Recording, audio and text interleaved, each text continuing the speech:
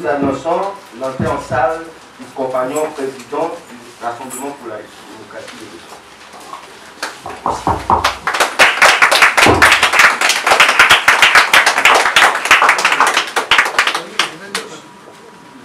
Bonjour, asseyez-vous, asseyez-vous.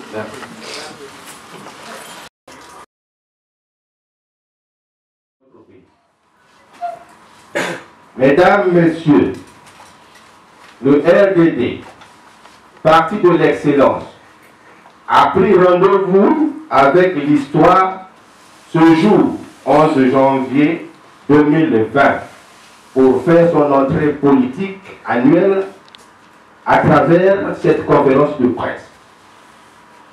Mesdames et Messieurs, la cérémonie de ce jour va se dérouler sur 2 moments.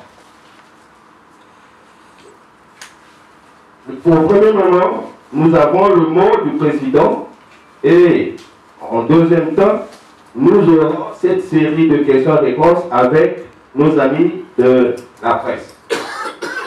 Sans plus tarder, je voudrais humblement inviter le compagnon vice-président du Parti de l'excellence de bien vouloir prendre la parole pour son mot de circonstance. Je vous remercie. Vous veuillez m'excuser, il y aura un troisième moment qui aura lieu en dehors de la salle, c'est le cortège. Je vous remercie. Mesdames et messieurs, parce que je ne sais pas si on m'entend. Vous m'entendez? Oui. Mesdames et messieurs les membres de la presse nationale et internationale, mesdames et messieurs les représentants des partis politiques, chers invités en vos rangs, grades et qualités, mesdames et messieurs, nous vous remercions de votre chaleureuse présence et avant de commencer notre propos, nous faisons le devoir de vous transmettre au nom de notre parti, le Rassemblement pour la démocratie et le développement, nos vœux les meilleurs.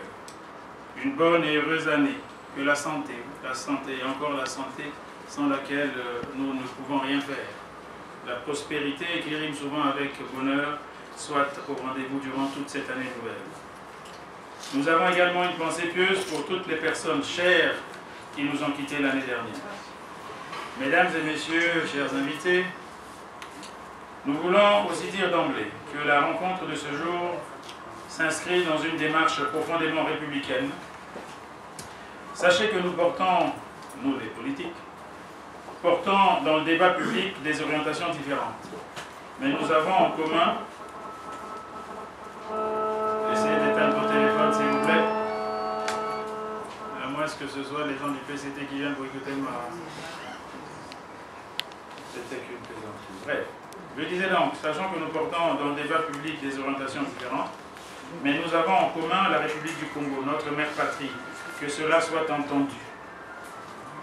Le RDD, animé par l'amour du travail bien fait, soucieux des valeurs de rigueur et de quête perpétuelle d'excellence, est porteur d'une responsabilité particulière devant ses militants et souhaite porter une vraie espérance et tracer un vrai chemin pour les Congolais alors que la situation économique et sociale de notre pays demeure très préoccupante après la dernière décennie qui l'a encore affaibli.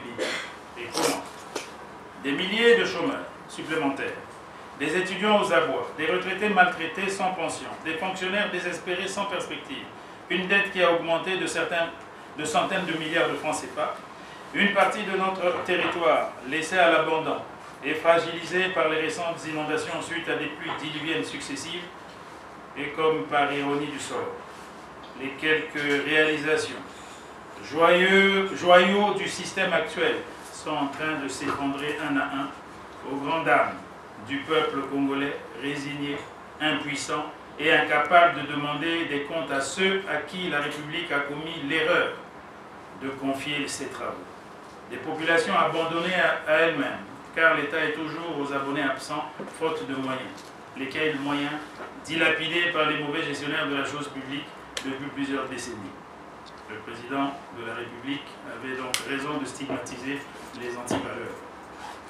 En effet, plus de 23 ans de monopole du pouvoir par un système politique dans un pays quel qu'il soit est une preuve que la démocratie est confisquée. Et cette confiscation est patente au regard de la gouvernance électorale installée dans notre pays. Dans cet élan de responsabilité, l'appel du 18 juin 2019 intitulé « Appel du RDD au rassemblement de tous les partis de l'opposition congolaise pour faire gagner le Congo en 2021 » répond à la demande d'unité de l'opposition maintes fois exprimée par le peuple congolais afin de favoriser l'alternance politique dans notre pays. Ce cri du peuple qui agonise, semble-t-il, n'a pas été audible ou n'a simplement pas été pris au sérieux. C'est irresponsable. Et pourtant, notre devoir est de le servir en répondant à ces profondes réclamations. Aujourd'hui, nous réitérons cet appel. Nous appelons tous les opposants politiques congolais à se rassembler. Nous nous adressons également à tous les mouvements progressistes, aux activistes et aux vrais opposants de la diaspora pour mutualiser nos visions et toutes nos énergies afin de favoriser l'alternance politique dans notre pays. Mais avant d'en arriver là, c'est-à-dire avant de discuter avec le pouvoir, ce qui semble être le besoin de tous les opposants, il faut d'abord, à notre humble avis, qu'en ce début d'année, nous soyons capables de nous unir pour l'organisation des États généraux de l'opposition. C'est notre responsabilité, c'est notre devoir et peut-être notre honneur aussi. Le bon sens commande que l'opposition prenne le temps de se remettre en question. Ce préalable dialogue des États généraux de l'opposition est le seul défi qui se présente à notre intelligence collective. Sommes-nous, oui ou non, capables de nous asseoir, de débattre autour des questions cardinales qui pèsent sur le futur de l'opposition, d'abord, et ensuite emmener cette problématique au niveau national. Il ne peut y avoir d'alternance, justement, sans passer par la case dialogue inclusif, qui nous obligerait à régler le problème de la gouvernance électorale si essentielle. Il est plus que temps, pour les dirigeants politiques que nous sommes, de prendre nos responsabilités. Il faut apprendre de nos erreurs, il faut apprendre de nos blessures. Mettons de côté nos égos et divergences, afin de donner satisfaction aux besoins du peuple. Le vrai changement. Un changement civilisé dans la paix et l'intelligence de l'alternance. C'est une simple exigence démocratique. C'est pourquoi le RDD invite les plateformes politiques et sensibilités diverses, les vraies oppositions nationales et celles de la diaspora, la société civile, les forces progressistes et les activistes qui s'opposent au système actuel de dictature à s'unir pour dire ensemble non à la pérennisation de la dictature érigée en système de malgouvernance. Ce n'est pas le Congo. Ce combat est certes difficile, mais pas impossible si nous sommes unis. La dictature est inadmissible en démocratie. C'est un délit. La justice devra s'en saisir car elle est devenue une incitation à la mauvaise gouvernance, fléau de notre économie, prédateur de nos vies, et cela doit cesser. Le peuple réclame l'alternance politique. Nous sommes tous concernés. Il vous souviendra que l'opposition, soucieuse de voir s'organiser des élections véritablement libres et transparentes, a plusieurs fois fait des propositions pour permettre de régler la question de la gouvernance électorale afin de nous épargner des contestations et des troubles à l'issue des prochaines élections de 2021. Malheureusement, le pouvoir en place, ayant un agenda préétabli, a donné une fin de non-recevoir fort de leur méthode et arsenal. Tout est fin prêt pour voler au peuple une fois de plus la vérité des urnes. Si ce n'est pas vrai, nous ne demandons pas mieux. Unissons-nous donc pour l'organisation des États généraux de l'opposition en vue, entre autres, de la désignation d'un candidat unique issu de cette opposition plurielle réunie. Montrons que nous sommes capables parce que notre peuple nous attend là. La réussite de l'unité de l'opposition souhaitée par une large majorité de Congolaises et de Congolais écartera tout risque de dispersion des voix. A contrario, la multiplicité des candidats aujourd'hui ne sera qu'une dissémination des forces qui ne nous conduira qu'à donner l'avantage à ce système. La réussite de l'unité de l'opposition, souhaitée par tout le peuple, écartera tout risque de défaite face à ce pouvoir qui n'en finit plus de durer sans résultat efficace. Le Rassemblement pour la démocratie et le développement, RDD en sigle, notre parti, précise, pour ceux qui en douteraient, qu'il est résolument dans l'opposition et soutiendra le candidat, quel qu'il soit, qui sera élu suite à la concertation intramoureuse de l'opposition pour garantir l'alternance politique tant attendue. En effet, ne nous trompons pas de combat, car notre adversaire commun, c'est ce système inique d'un autre âge qui a plongé le pays dans la misère totale et qui n'a plus rien à proposer aux Congolais. Partout où ils se trouvent, nos compatriotes ont témoigné leur aspiration profonde à la refondation de l'espace politique, au renouvellement des hommes, des pratiques et des idées. Le RDD ne peut être que sensible à cela. Nous crions haut et très fort que le changement ne doit plus attendre et ne peut pas se faire sans une candidature unique. Le RDD ne peut en aucun cas jouer les donneurs de leçons à tous les braves acteurs politiques de l'opposition à qui nous rendons aujourd'hui un hommage mérité pour leur courage et leur persévérance face à ce système. Mais il est triste d'assister au spectacle auquel se livre l'opposition congolaise ces temps derniers. C'est handicapant. Ressaisissons-nous vite. Oui, ressaisissons-nous. Et analysons de façon pragmatique la situation politique actuelle du côté de l'opposition responsable. Force donc est de constater, loin des petits calculs politiciens, qu'aucune élection présidentielle crédible ne pourra se faire tant que la question de la gouvernance électorale n'est pas claire. Soyons vigilants. Il est clair que la période des élections présidentielles arrive à grands pas, puisque l'actualité nous montre à suffisance que les marchandages et les débauchages des esprits politiques faibles a déjà commencé dans les coulisses. Veillons. Notre parti refuse de penser que l'opposition congolaise, dans sa diversité, se résume à ces quelques individus attirés par l'appât du gain facile qui consiste à s'inviter au buffet de la honte pendant que le peuple crève de faim. Faites attention au ver qui est dans le fruit, il rend malade. Un parti politique de la place a clôturé l'année 2019 via un congrès théâtral financé à coups de millions de francs CFA sans doute aux frais du contribuable congolais. Ceci prouve une fois de plus au peuple que la politique actuelle se résume à un déni de la misère des populations et à la préparation de la naissance d'un empire politico-familial. C'est indigne d'une démocratie, même jeune comme la nôtre. C'est pour cela que toutes les forces vives de la nation doivent travailler dans l'unité véritable pour éradiquer ce système d'essence dictatoriale et faire asseoir l'alternance politique tant désirée par le peuple congolais. Sauvons le Congo en stoppant l'hémorragie de la mauvaise gouvernance au sommet de l'État. La crise économique que traverse le Congo est symptomatique d'une mauvaise gestion interne, saupoudrée de corruption, clientélisme tribal, concupiscence et autres ingrédients additifs à la crise. Cette gestion calamiteuse a déjà détruit l'éducation de nos enfants, la justice sociale dans nos départements et a plongé délibérément notre système de santé dans un coma profond. C'est inadmissible. Peuple congolais, n'aie pas peur. Compagnons, n'ayons pas peur. La peur doit changer de camp. Gardons l'initiative. En face, ils sont déjà en ordre de bataille et menacent le peuple de retirer leur paix. Cette paix qu'ils nous servent à tout bout de champ avec une épée de Damoclès sur la tête. Soyons conscients que le problème, ce n'est pas la paix. Non, le peuple congolais est un peuple épris de paix. Il ne demande qu'à bien vivre. Le problème, c'est eux. C'est la dictature. Oui, le problème, c'est eux, les mauvais gestionnaires. Les députés absents, les maires, préfets et chefs du village résignés, et j'en passe. C'est le peuple congolais qui souffre à l'agonie. Compris comme ça, cela, ils ne peuvent plus jamais être la solution. Compris comme cela, ils ne peuvent plus jamais être la solution. Et ils ne peuvent plus jamais être dans la solution. La solution, c'est le peuple. Ce peuple, c'est à nous de le défendre.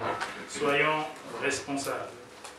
Mesdames et messieurs, chers invités, nous sommes adeptes de bons exemples et non de l'enfermement dans les vieilles pratiques. Nous redisons encore, rassemblons-nous pour organiser les états généraux de l'opposition. Et pourquoi pas préparer des primaires pour désigner notre candidat unique, un bel exemple pour renforcer notre jeune démocratie dans l'unité, le travail et le progrès. Tel est le credo de cet appel au rassemblement. Non à la dictature et ses effets induits. Vive l'alternance politique, vive la démocratie, vive le RDD, vive notre beau pays, le Congo. Je vous remercie pour votre aimable attention et reste à votre disposition pour répondre à d'éventuelles questions éclaircissantes. Encore une fois, je vous remercie.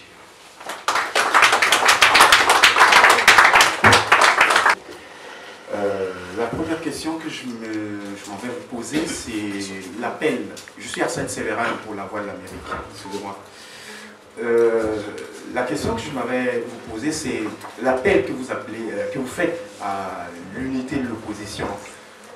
Sur quoi fondez-vous votre foi quand on sait que 2015-2016, l'opposition s'est réunie à Diata, vous avez beaucoup d'initiatives, après on sait comment ça s'est terminé. Qu'est-ce qui vous pousse à dire que cette fois-ci, ça va être la bonne initiative? Deuxième question, le congrès du parti dont vous n'avez pas voulu citer le nom, donc le PCT, qui s'est achevé par la désignation de M. Denis Sassou Nguesso comme candidat pour l'élection de 2021. Donc, vous pensez que dans votre appel, vous dites également qu'il faut mettre fin à la dictature,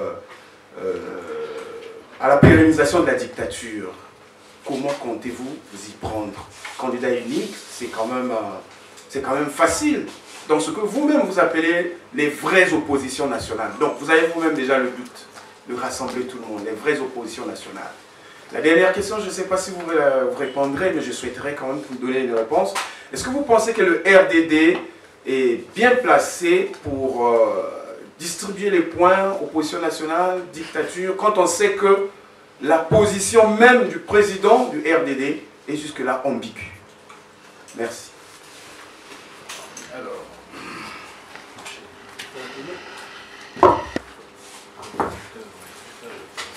ça, on va avancer. Donc, vous m'avez posé la question si d'abord, je pense que notre pays est un pays quand même béni des dieux. Et comme je l'ai dit, je n'ai pas de leçon à donner à tous ceux qui sont battus avant. Mais je viens d'arriver à l'opposition, il est clair que j'étais à la mouvance il n'y a pas très longtemps. Je viens d'arriver à l'opposition et je constate que nous parlons tous de dialogue. Ça veut dire qu'on est tous enclins à discuter avec le pouvoir, pour ne pas dire l'adversaire, mais c'est quand même justement regrettable de voir qu'entre nous, on n'arrive pas à se mettre d'accord, alors que, par exemple, la gouvernance électorale est au moins un point commun à notre lutte. Voyez-vous, j'ai vu aussi comment, à l'époque, je n'étais pas à l'opposition, mais j'ai vu l'opposition être face au non au changement de la Constitution.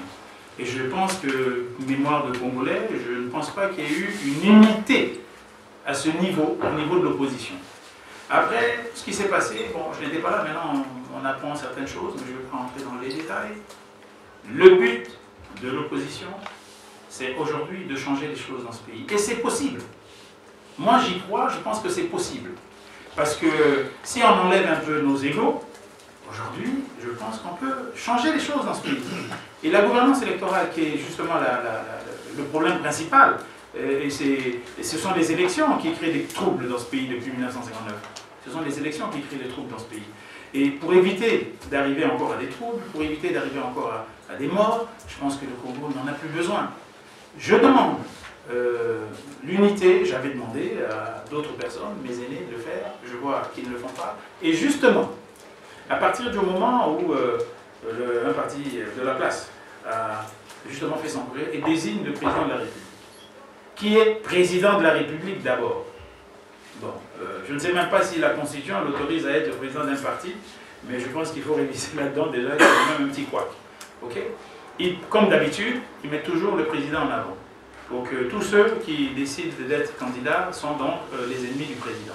Je pense que c'est possible, mais comme tout le monde veut être président, ça va être un peu difficile.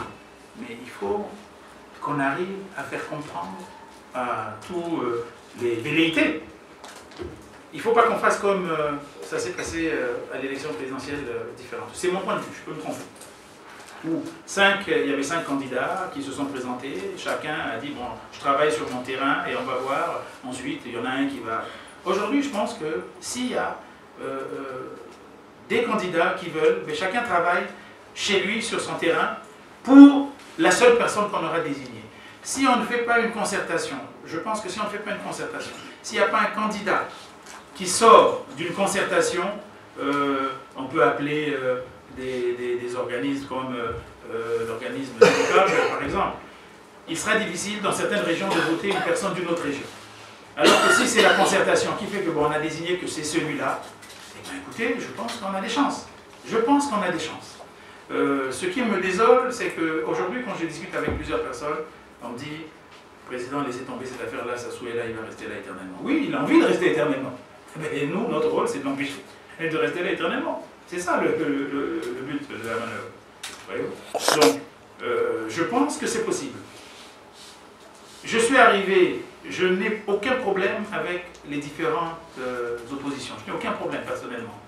Donc, s'il y en a qui ont des divergences, moi, j'ai choisi l'opposition constitutionnelle, si vous voulez.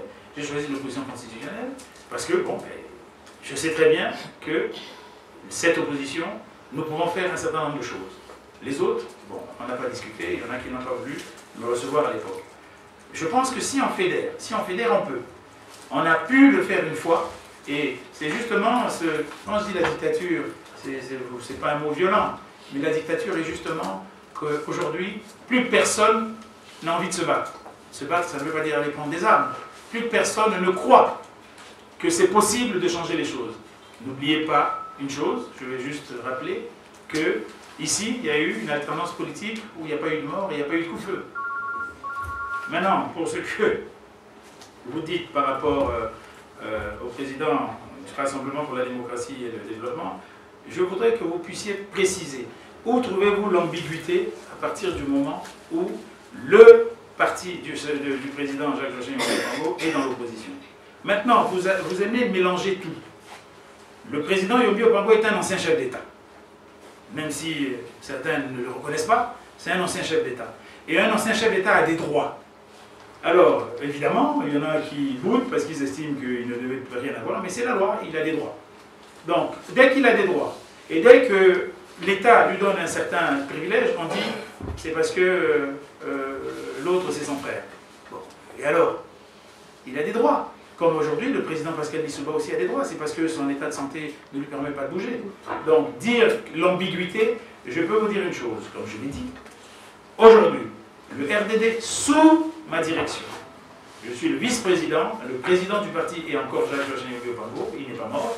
Et si nous avons décidé d'aller à l'opposition, nous avons donc donné nos raisons, je ne vais pas revenir là-dessus, et nous ne plaisantons pas, nous ne sommes pas non plus un faire-valoir dans l'opposition.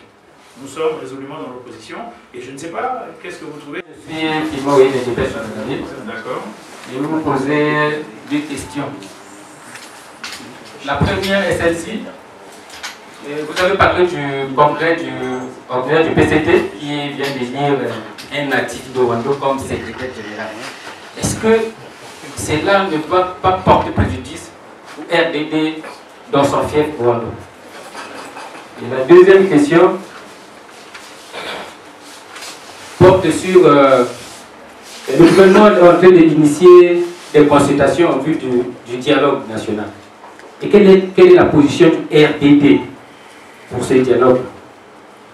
Un vieux politique est désormais celui qui va conduire le PCT. Mais honnêtement, nous avions cru que ce monsieur qui a eu une fin de carrière brillante au sein de la banque aurait pu rester là-bas, revenir dans les nègreries politiciennes du système du pouvoir. Je pense que ce n'est pas finir correctement. Mais en ce qui concerne Rwanda, je vais encore le dire, nous n'avons pas peur. C'est le système qui a plutôt peur de nous. Le Parti congolais du travail, je le répète, je suis obligé de citer le nom de ce parti, n'a jamais gagné une élection à Rwanda, sauf dernièrement, effectivement. C'est la seule élection qu'ils ont gagnée, pour la simple bonne raison, c'est que le candidat de l'autre côté n'avait personne en face. Donc nous n'avons pas peur. Mais évidemment, la volonté du pouvoir qui est d'écraser le RDD, cette fois-ci, eh ben, ils nous auront en face. Ça ne nous fait pas peur. J'espère seulement que le nouveau secrétaire général va travailler pour à ce que, justement, la démocratie il a vu comment ça se passait ailleurs, les années qu'il a passées au niveau de la CEMAC, il a rencontré des gens sérieux, donc il a compris qu'il était dans une espèce de bulle totalement médiocre quand il était ici. Bon, il repart là-bas, c'est lui qui voit. Mais j'espère qu'il va emmener la démocratie au sein de, comme il dirige le parti d'État. Il va emmener la démocratie, il va faire en sorte que l'opposition ait accès à tous les médias nationaux, parce qu'aujourd'hui on est bloqué de partout. Comme c'est eux qui sont au pouvoir, j'espère qu'il va aider à ce que la vraie démocratie s'installe. Autrement, humainement, c'est un personnage pour qui nous sommes obligés d'avoir du respect. Vu que chez nous on est bien élevé et on respecte nos vieux. Je ne sais pas si j'ai répondu à vos questions. Exactement. Maintenant, vous m'avez parlé du dialogue. Du dialogue. Vous savez, j'ai l'impression que l'opposition aujourd'hui, tout n'est que dialogue. C'est-à-dire qu'on ne fait pas autre chose, on pense qu'au dialogue, on pense qu'au dialogue. Oui, c'est un gros problème. Ce que je peux dire, vous savez, nous avons été les premiers à recevoir, mais bon, nous avons fait un rapport, nous avons été les premiers à recevoir le CND, donc l'équipe du ministre Mbéry. Et nous avons été agréablement surpris de leur méthode. Quand ils sont venus nous voir, on a été surpris de voir que voilà, des gens qui viennent, nous on croyait qu'ils allaient venir nous imposer, mais ils viennent nous demander notre avis, ce que nous pensons du dialogue. Et pire encore, eux-mêmes, ils ont trouvé que le décret qui créait cette institution, du point 1 au point 5, il y avait un problème. Alors nous, on s'est dit, mais c'est des martiens, ces gens-là, on ne comprend pas s'ils viennent en étant en accord avec le pouvoir. Ça nous a un peu surpris. Bon, on nous a tapé dessus parce qu'on les a reçus, on les a vendus, etc., etc. Mais quand ils ont fait le tour des autres, là, on n'a plus rien entendu. Quand ils ont rencontré les autres, et les autres aussi ont donné leur point de vue. Le dialogue, nous, notre parti, est pour la paix. On est pour le dialogue. Mais de quel dialogue s'agit-il? De quel dialogue s'agit-il? Vous savez, il est difficile de discuter avec un pouvoir qui est dirigé par des gens qui pensent que Dieu est leur employé. C'est difficile, hein? Ce n'est pas que quand on dit que le Congo est béni des dieux, eux, ils pensent que le Congo est béni des dieux parce qu'ils ont donné l'ordre à Dieu de bénir le Congo. C'est difficile de discuter avec des gens qui sont arrivés à ce niveau de plénitude, qui pensent qu'ils ont le droit de faire tout ce qu'ils veulent. Le dialogue est un passage obligé pour la paix. Le dialogue est un passage obligé pour la paix. Et nous devons nous battre pour que le dialogue se fasse. Mais quel dialogue? Quand on dialogue, on est deux. Il faudrait qu'on arrive à faire en sorte qu'il y ait le pouvoir en face et l'opposition de l'autre côté. Et qu'on discute, qu'on mette les choses à plat. D'abord, nous, on va aller step by step, c'est-à-dire on va aller étape par étape. Si on peut déjà s'asseoir pour discuter rien que de la gouvernance électorale, rien que la gouvernance électorale. Après, le reste, je pense que ça pourra suivre, parce que je pense que le problème qui se pose, c'est la gouvernance électorale. Parce que s'il y a une bonne gouvernance électorale, effectivement, ça pourrait poser des problèmes à des gens qui ne sont pas sûrs d'eux. Vous vouliez que l'opposition, en fait, les oppositions s'unissent pour qu'il y ait un candidat désigné selon vous, de préférence à la faveur d'une primaire. Je ne voudrais pas dire tel qu'elle a dit mon confrère Arsène Sévérin, la voix de la mairie, mais je voudrais quand même savoir sur quoi fondez-vous réellement vos espoirs.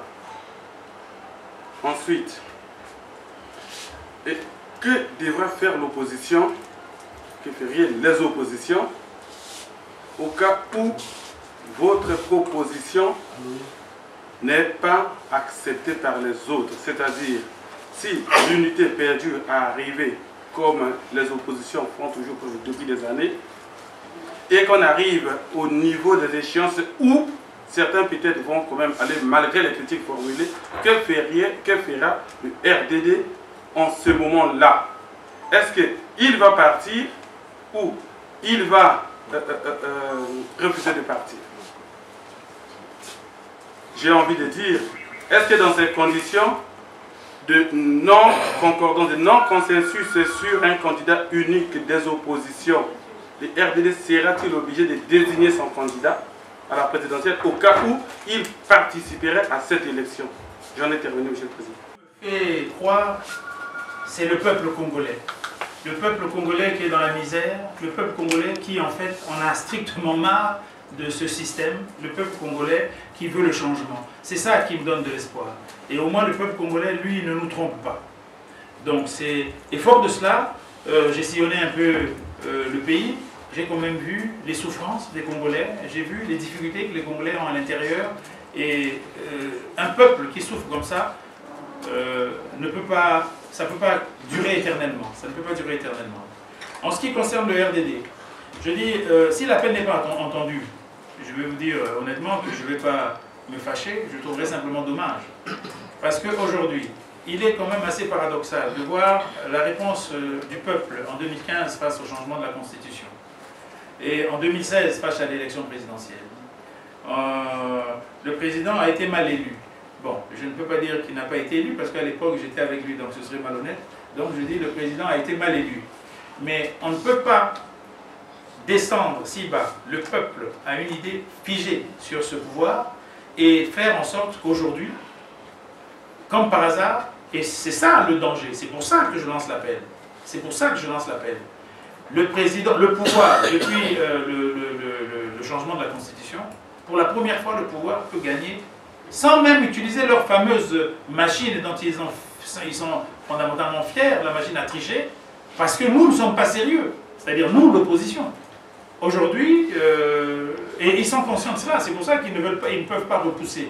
Si nous étions forts, je peux vous garantir que le pouvoir, parce qu'il ne faut pas oublier qu'à une époque, c'est eux qui ont demandé au Conseil constitutionnel quelles étaient les possibilités de proroger le mandat. C'est eux qui ont eu cette première idée, il ne faut pas essayer de revoir vos archives.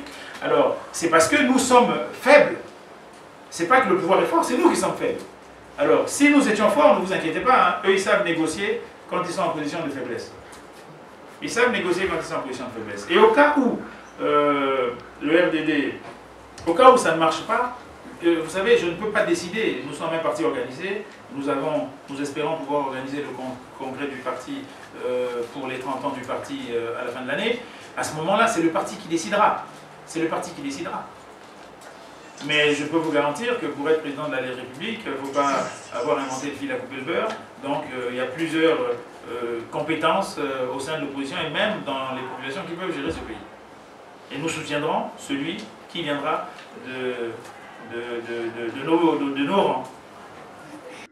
De reporter l'élection présidentielle de 2021. Comment appréciez-vous cela? Merci. Vous n'êtes vraiment pas pour l'appel des ménages, hein, monsieur. Hein? Mais bon, je vais quand même répondre. Vous savez, nous avons... mais vous me posez une question, mais j'aurais aimé que vous ajoutiez dessus aussi que je donne l'avis sur deux autres personnes qui ont parlé. Effectivement, quand on entend cela, et ce que je trouve assez surprenant, c'est que ceux qui ont, sur les réseaux, qui ont critiqué le fait que le président, le premier secrétaire du PADS, mais il a parlé en tant que responsable de l'opposition politique congolaise, a dit qu'il fallait proroger le mandat du président, alors que ça a créé les mois, il est anticonstitutionnel, etc., etc. Mais tous ceux qui ont critiqué qu'il était anticonstitutionnel sont ceux qui ont généralement refusé cette constitution. Donc c'est assez paradoxal. Maintenant, je dirais que, effectivement, ça peut surprendre, mais quand vous analysez les choses froidement, quel est le but de la manœuvre? Le but de la manœuvre, il ne faut pas avoir peur de le dire, c'est d'arriver au pouvoir. Et pour arriver au pouvoir, il faut qu'on pousse un dehors. Donc, si on dit 2 ans de plus, le RDD l'aurait sans doute dit différemment, mais le chef de l'opposition l'a dit, et nous sommes donc solidaires. 2 ans de plus, ça veut dire, évidemment, ce n'est qu'une proposition, et nous savons bien que ce n'est qu'une proposition. Mais vous savez, cet état de choses, même au sein du pouvoir, il y a des gens qui pensent comme ça aussi. Parce que certaines personnes aussi pensent qu'au niveau du pouvoir, il n'y a pas que le président de la République qui est la lumière absolue pour diriger ce pays. 2 ans de plus et stop, c'est mieux qu'aller dans la situation actuelle, aller aux élections, justement, si nous ne sommes pas un, si nous ne désignons pas un candidat, ça va être de l'aventure pure d'aller s'affronter à ce pouvoir qui a tout en main, les listes électorales, donc en fait toute la gouvernance électorale que vous savez, rien n'est fait pour, et ils ne changeront rien parce qu'eux ils n'ont pas envie de changer les choses, ils veulent rester au pouvoir. Donc entre accepter le fait que le président, le pouvoir, fasse des élections en 2021, où ils sont sûrs de gagner, et je peux vous garantir que si nous loupons le coche cette fois-ci, ce pouvoir, ce système inique va rester au pouvoir plus de 100 ans. Ce qui veut dire qu'il faut qu'on le stoppe. Entre laisser que les élections se passent pour qu'il reste 100 ans et proroger de 2 ans pour qu'il s'en aille une bonne fois, pour moi le choix est clair. Pour moi le choix est clair. Maintenant, il y a, je crois, il faut en parler aussi, je pose, peut-être quelqu'un va poser la question, il y a le président Nzon qui a proposé un dialogue inclusif et une transition. Bon, mais qui va diriger la transition? Quand on dit dialogue inclusif, c'est mettre tout à plat. Ça veut dire une conférence nationale. Je ne pense pas que le pouvoir actuel est enclin à donner l'espace de faire une conférence nationale. Donc, il faut faire de la politique, il faut raison garder, il faut faire des propositions. Alors si on fait des propositions, si ça ne marche pas, on va essayer d'autres. Aujourd'hui, moi je fais la proposition qu'on soit unis face au système, que ça va marcher, ça ne va pas marcher, mais au moins, il faut au moins avoir le mérite d'avoir osé le faire. Voilà, je ne sais pas si j'ai répondu à votre question. C'est la presse, là.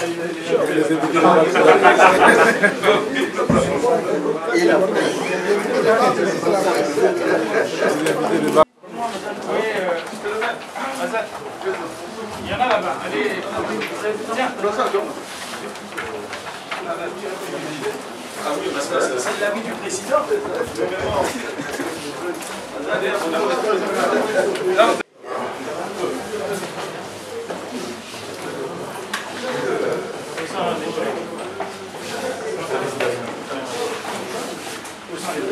Et ils arrivent.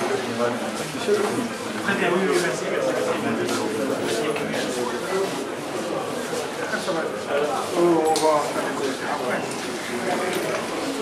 On va faire les commentaires après.